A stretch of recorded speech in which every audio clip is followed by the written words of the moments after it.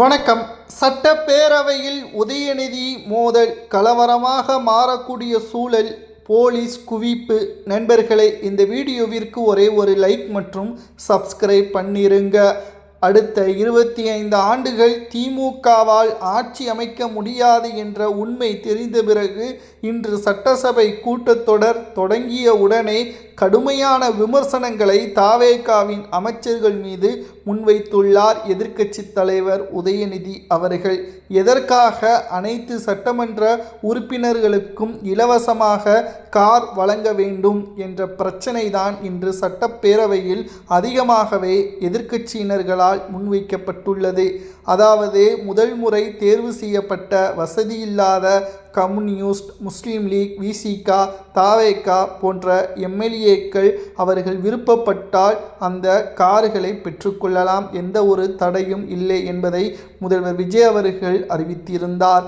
ஆனால் இன்றைக்கு திமுகவின் முதல் எம்எல்ஏக்களுக்கு கார் வேண்டாம் என்பதை திமுகவினர்கள் அறிவித்தார்கள். இதில் எந்த ஒரு பிரச்சனையும் இல்லை. ஆனால் தேவையில்லாமல் தமிழக அரசின் கஜானாவை தேவையில்லாமல் ஸ்டாலின் அவர்கள் அனைத்தையும் கஜானாவை காலியாக்கிவிட்டு தான் சென்றார் என்று கூறிய அதே முதல்வர் விஜய் அவர்கள் இன்றைக்கு அந்த கஜானாவில் இருந்து இலவச கார்கள் வழங்குவது சரியா என்ற கேள்வியையும் தற்பொழுது முன்வைத்துள்ளனர்.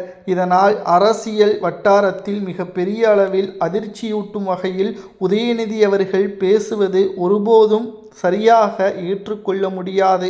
ஏனென்றால் எம்எல்ஏக்கள் முதல் முறை தேர்வு செய்யப்பட்ட வசதியில்லாத எம்எல்ஏக்கள் அவர்கள் கேட்பது அவர்களது உரிமை.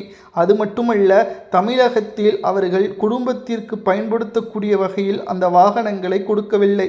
மக்களின் பயன்பாட்டிற்காக, மக்களின் தேவைகளை நேரடியாக சென்று கேட்டறிவதற்காக வாகனங்கள் அளிக்கப்படுகிறது.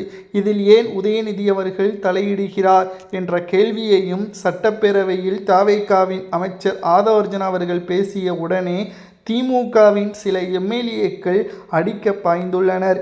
இதனால் சட்டப்பேரவையில் பரபரப்பு 30 நிமிடங்கள் ஏற்பட்டது.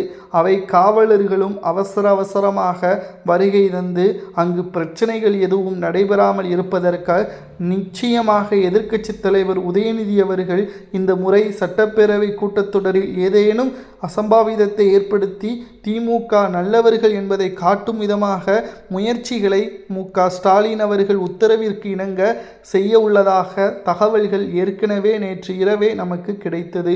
அது நாம் கவனக்குறைவாக எடுத்துக்கொண்டோம். ஆனால் இன்று நடைபெற்ற சட்டப்பேரவை கூட்டத்தொடரில் உதயநிதி அவர்கள் திமுகவின் நல்ல பெயரை பெற வேண்டும் என்பதற்காகவும் தாவேகாவின் ஆட்சியே முழுவதுமாக குறை கூறுவதற்காகவும் இந்த ஏற்பாடுகள் செய்யப்பட்டிருப்பதை நம்மால் உணர முடிகிறது.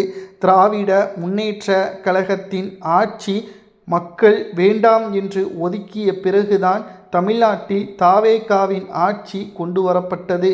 ஆனால் ஸ்டாலின் அவர்களோ தமிழ்நாட்டில் இருந்து கொண்டு தமிழ்நாட்டில் ஸ்டாலின் அவர்கள் என்ன தவறுகள் எல்லாம் செய்தார் என்பதை நாம் பட்டியலிட்டால் திமுக அடுத்த 50 ஆண்டுகள் ஆட்சியவே அமைக்க முடியாது. தமிழ்நாட்டில் இளைஞர்கள் போதையால் பாதிக்கப்பட்ட போது திமுக என்ன செய்தது? வெளி மாநிலங்களிலிருந்தும் மாவட்டங்களிலிருந்தும் போதை மருந்துகளை ஜாபர் சாதிக்கின் மூலமாக தமிழ்நாட்டிற்கு கொண்டு வரப்பட்டு விற்பனை செய்து அதன் மூலம் பல 100 கோடிகளை சேகரித்து தேர்தல் செலவுக்காக பயன்படுத்தியதும் திமுக அரசுதான். ஆனால் சட்டப்பேரவைகள் திமுக நல்லவர்கள் போல காட்டிக்கொள்வதை ஏற்றுக்கொள்ள முடியாது. திமுக தமிழ்நாட்டில் முழுவதுமாக அகற்றப்பட்டுவிட்டது. தமிழக அரசியலில் திராவிட முன்னேற்ற கழகம் இனி ஆட்சி அமைப்பது மிகப்பெரிய கடினம். ஏனென்றால் உதயநிதி அவர்களுக்கு பயம் வந்துவிட்டது.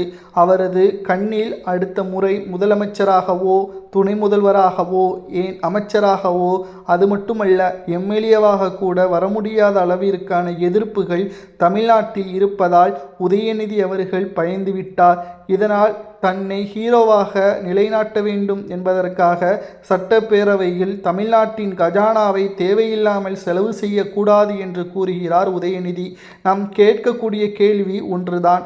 தேவையில்லாமல் கஜானாவை பயன்படுத்தக்கூடாது, அரசு நிதியை பயன்படுத்தக்கூடாது என்று கூறுகின்ற அதே உதயநிதி அவர்கள் கலைஞருக்கு பேனா சிலை மெரினாவின் நடுக்கடலில் வைக்க வேண்டும் என்று கூறுவது ஏன்?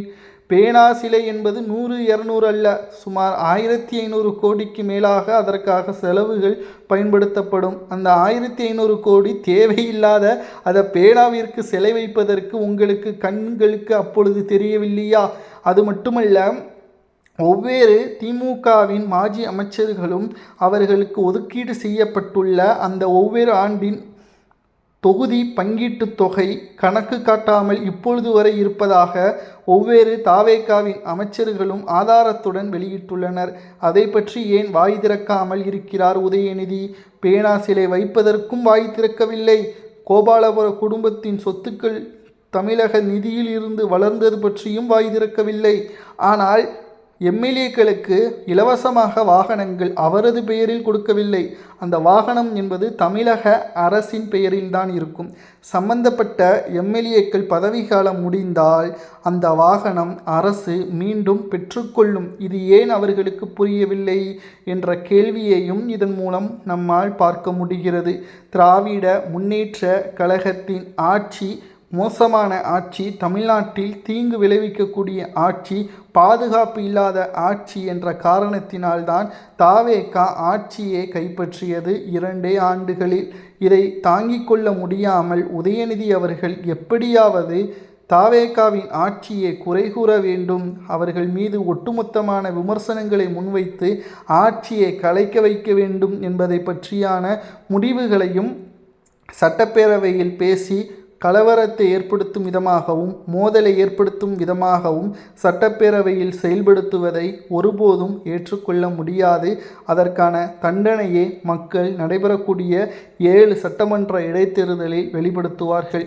திமுக உண்மையிலேயே நல்லவர்கள் என்றால், திமுக தான் சிறந்த ஆட்சியை கொடுத்தது என்றால், தைரியம் இருந்தால் 7 சட்டமன்ற இடைத்தேர்தலில் ஏதேனும் ஒன்றில் மு.க.ஸ்டாலினை போட்டியிட வையுங்கள் என்று சவாலை விட்டுள்ளார் ஆதவ் அர்ஜுனா அவர்கள். இந்த சவாலை திமுகவினர்களால் ஏற்றுக்கொள்ள முடியுமா? நிச்சயமாக ஏற்றுக்கொள்ள முடியாது.